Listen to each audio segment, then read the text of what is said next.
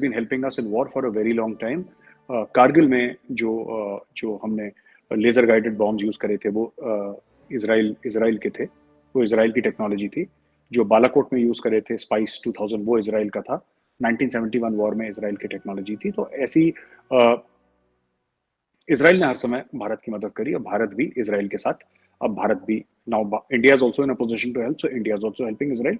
तो इनका I think जो इंडिया इसराइल पार्टनरशिप है ना चीमा साहब, वो मुझे नहीं लगता कि इंडिया की एक जमाने में 60s 70s या अर्ली 80s में सोवियत यूनियन के साथ ऐसी थी जैसी आज की तारीख में इंडिया और इसराइल की है। That level of partnership where there is so much faith and there is so much of friendship that targeting a third country, uh, इसके ऊपर कोई डील है मुझे नहीं पता, बट पॉसिबिलिटी है, डेफिनेटली पॉसिबिलिटी है, डेफिनेटली पॉसिबिलिटी है। ये क्लोजनेस बहुत ज्यादा है, बहुत ज्यादा है, राइट।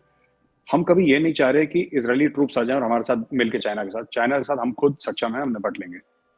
बट जो इसराइल की टेक्नोलॉजी है जो इंडिया को चाहिए वो इसराइल हमें फ्रीली सप्लाई करता है, हम फ्रीली खरीदते हैं उससे और फ्रीली हमें टेक्नोलॉजी शेयर करी जाती है हमारे साथ। एक तो है कि आपने सामान बेच दिया, रिटेल कर दिया सामान, एक ये है कि टेक्नोलॉजी ओपनली शेयर करना। जो टेक्नोलॉजी है वो इसराइल ने इंडिया के साथ शेयर करी है और इंडिया भी खरीद रहा है। हमारे जो बहुत छोटा सा एग्जांपल है, it's a very small purchase but I just tell you the importance. जो टेबोर वेपन्स हैं जो इंडिया की स्पेशल फोर्सेज यूज करती हैं, पैरा एसएफ यूज करती हैं, टेबोर, वो आईडब्ल्यूआई की बनी इसराइल वेपन इंडस्ट्रीज की टेबोर हैं और बुलफअप डिजाइन का एक ऑटोमेटिक वेपन है और बहुत ही शानदार वेपन है। मैंने इस्तेमाल करा है, चलाया मैंने। It's quite good, it's very very good.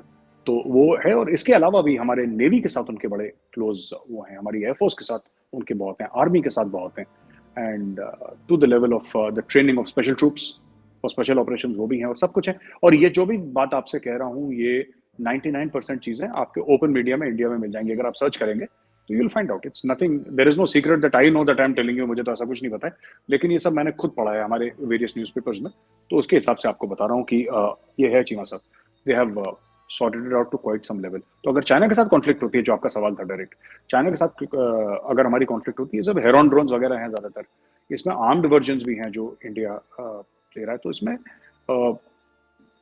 most of our effort is towards China nowadays. If I can be very frank with you, most of our effort is towards China. It's not towards Pakistan. है पाकिस्तान का, ऐसी बात नहीं है कि वहां से लोग हट गए बिल्कुल, but most of it is towards China today. मुझे आज तक ये समझ में नहीं आया भारत के मुसलमानों को इजराइल से क्या लेना देना है। भारत इजराइल से करे, युगांडा से करे, तंजानिया से करे, मंगोलिया से करे, भारत के मुसलमान को क्या लेना देना है इससे? भारत के मुसलमान को क्यों नफरत है इजराइल से? मैं तो आज तक यही समझ नहीं पाया। या पाकिस्तान के मुसलमान को क्यों नफरत है, या यूएई के मुसलमान को क्यों नफरत है, या इंडोनेशिया, मलेशिया, क्या लेने देना है?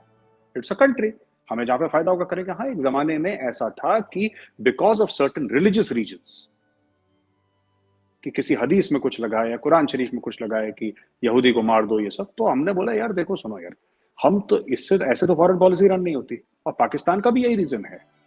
पाकिस्तान जो इतना ज्यादा, पाकिस्तान के जो अशराफियां हैं, जो लीडर्स हैं, जो अक्सर ये कहते हैं कि यहूद अनूद की साजिश है, ये सब जो खिलाते रहते हैं अपनी पॉपुलेशन को चूरन पूरा का पूरा कि ये कर दो यहूदी, इनका क्या लेना देना इसराइल से? भाई अगर ये कहते हैं कि हम इसलिए करते हैं साहब क्योंकि पैलेस्टीन का मसला है, दैट इज नॉट ट्रू। ये झूठ बोलते हैं। ये हिंदुस्तान में भी झूठ बोलते हैं, पाकिस्तान में भी झूठ बोलते हैं, हम दोनों के मुल्कों में लोग झूठ बोलते हैं। इसका फिलिस्तीन से कोई लेना देना नहीं है। भाई अगर फिलिस्तीन से लेना देना होता तो आपकी तो हमारे साथ 4 जंगें हो रखी हैं, फिर आपका हाई कमीशन इस्लाम नई दिल्ली में क्यों और हमारा इस्लामाबाद में क्यों है? भाई आपका तो कोई बॉर्डर भी नहीं मिलता इसराइल से, आपका तो इंडिया से बॉर्डर मिलता है। कश्मीर का मसला हमारे साथ है, 4 जंगें हमारे साथ हुई हैं। कश्मीर का मसला या जो भी चीज है, पार्टीशन हमारे साथ हुआ है। पंजाब का हिस्सा हमारे पंजाब का हिस्सा हुआ है, तब जाके पाकिस्तान का पंजाब हमारे बंगाल का हिस्सा हुआ है। हमारी तो पाकिस्तान के साथ एक बहुत पुरानी हिस्ट्री है। इसराइल के साथ तो ना आपकी हिस्ट्री है ना हमारी हिस्ट्री है। तो इंडियन मुस्लिम इसराइल के खिलाफ है, क्यों है? मुझे आज तक ये बात समझ में नहीं आई और ना ये बात मोदी जी को समझ में आई। तो मोदी जी तो जो कर रहे हैं वो कर रहे हैं, उनको लग रहा है कि हमारे मुल्क के लिए ठीक है तो हम करेंगे। और अगर यहाँ पे कुछ है, देखिए आम मुसलमान से मैंने कभी नहीं सुना कि इसराइल के खिलाफ हो, मैं तो मिलता रहता हूँ लोगों से यहाँ पे। बट अगर किसी मुसलमान लीडर को ये प्रॉब्लम है तो प्रॉब्लम रहा करे, then he has to live with this problem. देखिए मुल्क पहले, सबसे पहले मुल्क।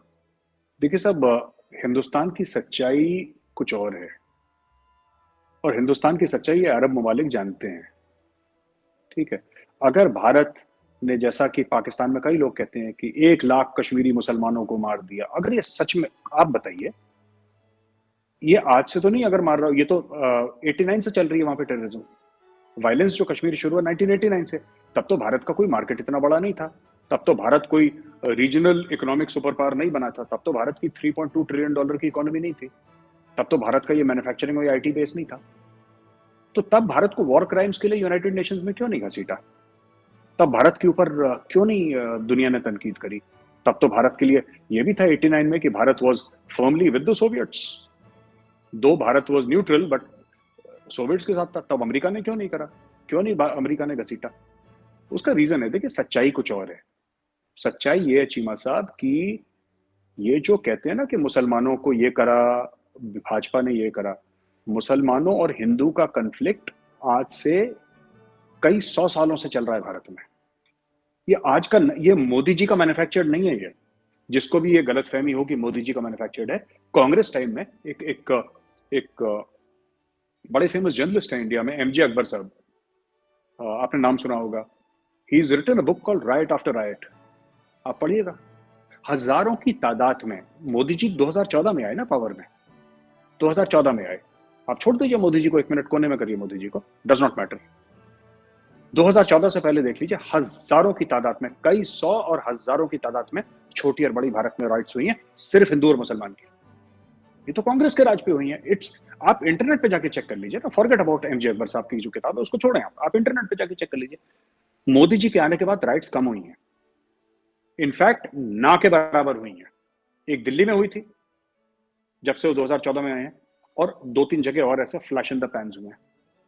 वो नहीं हुआ है जिस जिस लेवल पे पहले होती थी। पहले तो ऐसी ऐसी जगह थी कि इलेक्शन के पहले राइट्स होनी है, हिंदू मुसलमान एक दूसरे के गले काटने, ये बात तय थी, यहाँ पे राइट्स होती थी। मेरे, जब मैं छोटा था तब मैंने देखा अपनी आंखों के सामने लड़ते झगड़ते हुए, कर्फ्यू होते हुए। हमारे यहाँ धारा 144 बोलते हैं, आप कम ही बोलते होंगे, same, it's similar penal code आपका, हमारा 144 लग जाता है, 5 से ज्यादा लोग इकट्ठा नहीं हो सकते, ये सब ना वो होता है। Same thing was here, every now and then, हर दूसरे तीसरे महीने और दंगे फसाद हो रहे हैं, दुकानें बंद हो रही हैं, आग लग रही है बसों में। This was very common in India एक जमाने में। ये सब मोदी जी ने आके टाइट वाइट कर दिया, बहुत कम है, ना के बराबर है ये बहुत कम होता है। मतलब मैं ये नहीं कह रहा कि खत्म हो गया, but it's very less as compare to before. और जो लोग सिर्फ ना ब्लाइंडली की majoritarian, let's go whatever name you choose to give it, आप हिंदुत्व कह सकते हैं, हिंदू मेजोरिटेरियन कह सकते हैं, जो कहना चाहे कह लें, but at the end of the day let's go with facts and figures. Data क्या कहता है? डेटा आप हमारा भी ना माने, ठीक है ना, आप यूनाइटेड नेशंस का डेटा ले लें, उसका तो मानते हैं आप, ह्यूमन राइट्स वॉच का डेटा मानते हैं, वो ले लीजिए, वो आपको बताएगा कि कितनी राइट्स पहले और कितनी आज हुई, ठीक है। लेकिन एक मीडिया ने एक तासुर दिया है कि साहब ये इतना ये हो गया, ऐसा हो गया, और मोदी, क्योंकि तो यहाँ पे सेक्युलर राइट्स हुई थी इंडिया में, क्योंकि पहले वाली पार्टियां सेक्युलर थी। वो कहती थी हिंदू मुसलमान भाई भाई आओ गले लगो, पीठ पीछे एक दूसरे को चाकू मारो।